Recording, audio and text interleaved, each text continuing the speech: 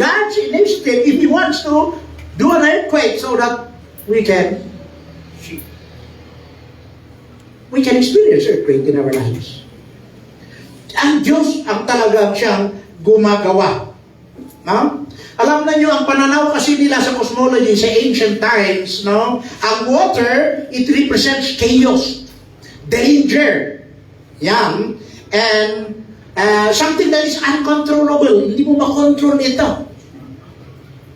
Kaya may pinatong ng Diyos ang pinagkinalagyan natin dito, which speaks of the supremacy of God above chaotic things or distractions. Dahil ang water kasi nagdi-distract yan eh. Maybe they took that during the time of yung flat name, si Noah. So yun yung pananaw nila.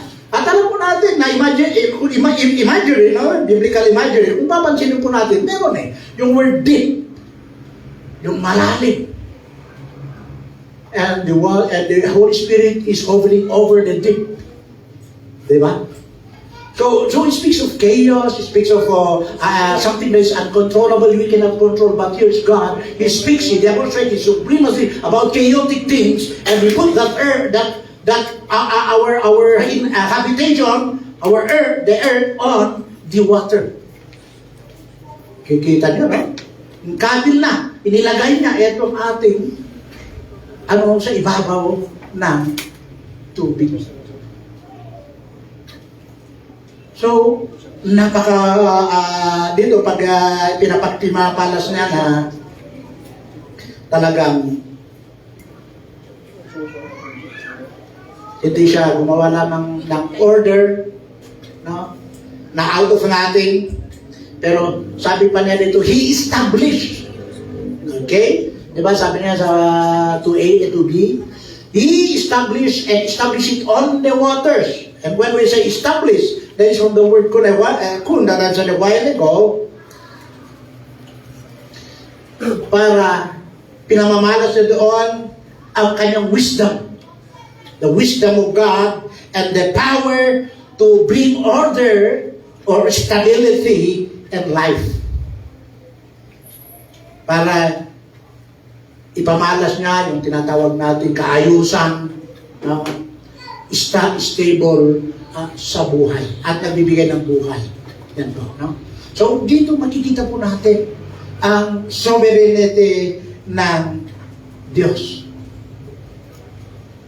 So, kung kaya ng Diyos na i-establish na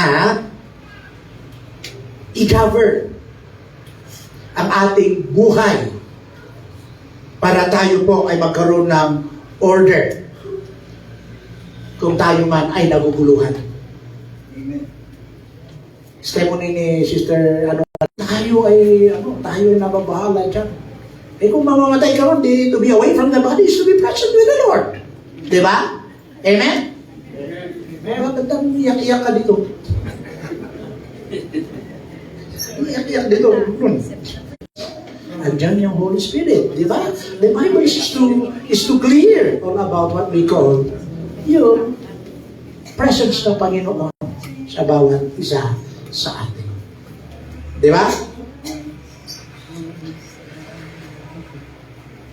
Dahil so mga kapatid ko kay Kristo, kung meron man tayong nararamdaman, nakagaya ng isang kapatid natin, kung ang buhay naman natin ay minsan ay pawardi-wardi, no?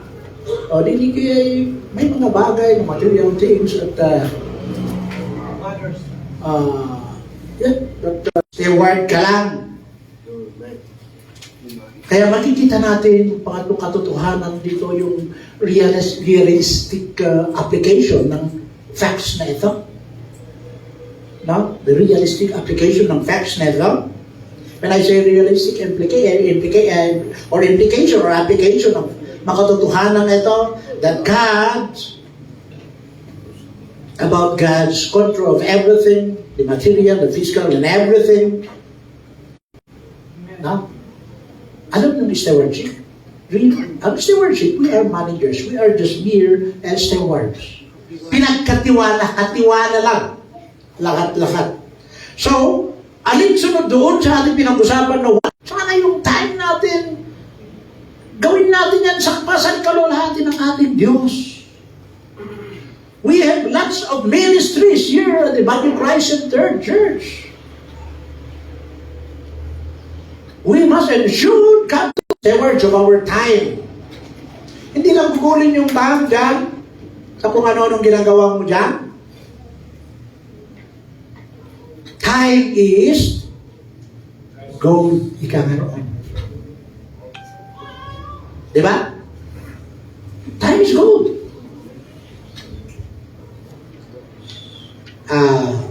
Sabi ni Apostle Paul sa mga taga-Ephesians, redeem your time. Redeem. When you redeem, use your time. Don't just waste it. Yan po ang punto na tinatawag natin ay hindi lamang time, even our money. Okay? Our money, use it for the glory of God.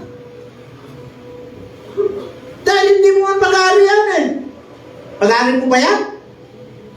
O, pag-aari ba yung pera ninyo? Yung mga sasakyan ninyo dyan? Ha? Are you using that for God's glory? You see? Ito lang, ada ko reward na nagtitilugan ka. Siguro, nagano-uro na dahil talugan ko. Nagano bangganan. Babae di ministry. Diba? Manili kaya sa Bible studies. Meron tayong Bible studies dito. I see the same face. Every now and then, when we have our Bible studies, the same face, nakakauma.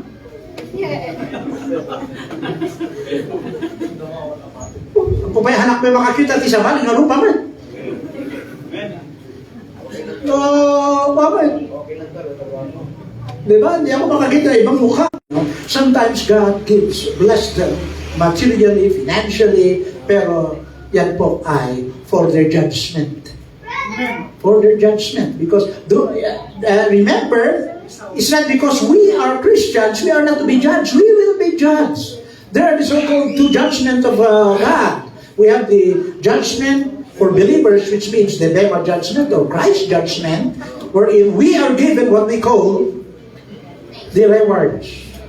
And that's how God is so just now to His people like us. Now, at saka yung white throne judgment. Judgment for unbelievers na gijay.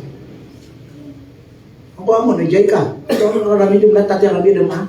You can do what you want if you are really bound to that white throne judgment. Mamati tayo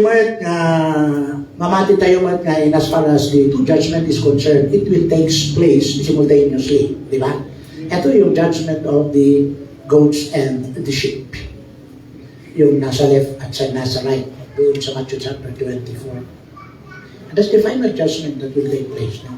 Minsanan lamang. And we just all, isang reflection is, nagbakit pa eh.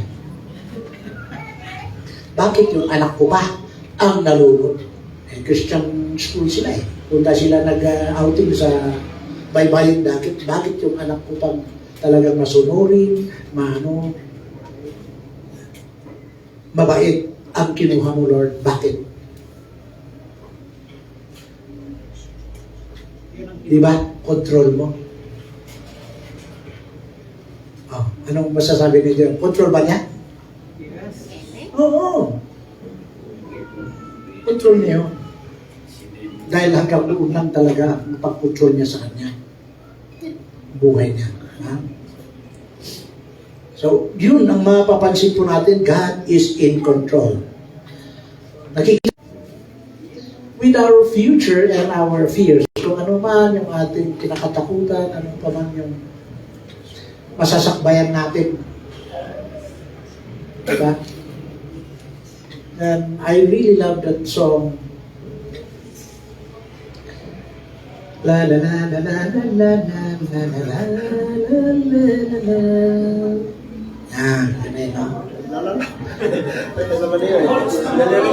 I don't know about tomorrow, but we don't know about tomorrow, but we can trust God. We can trust God. Magandang awit yun. That's my very favorite song, even when I was still in Saudi Arabia. And then, the third reflection that we must get into is submit to His authority. Yan. Magpasumita tayo sa kanyang otoridad. Yamang kinikilala natin na siya ang naglikha, siya ang may-ari. Ibig sabihin ay may karapatan siya na mamahala, maghari sa buhay o sa puso ng bawat isa sa atin. Kaanin niya ang lahat, wala tayo. So, nakita natin yung reflection na dapat isagawa ng bawat isa sa atin. Kita natin ang tinatawag natin in verse 1, that everything belongs to God.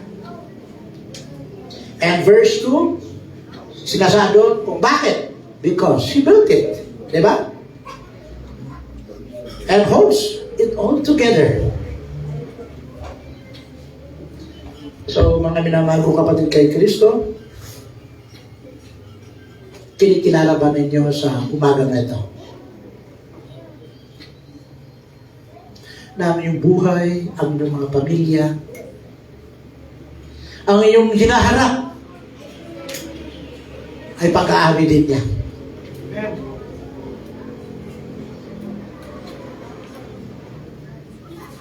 Do you trust?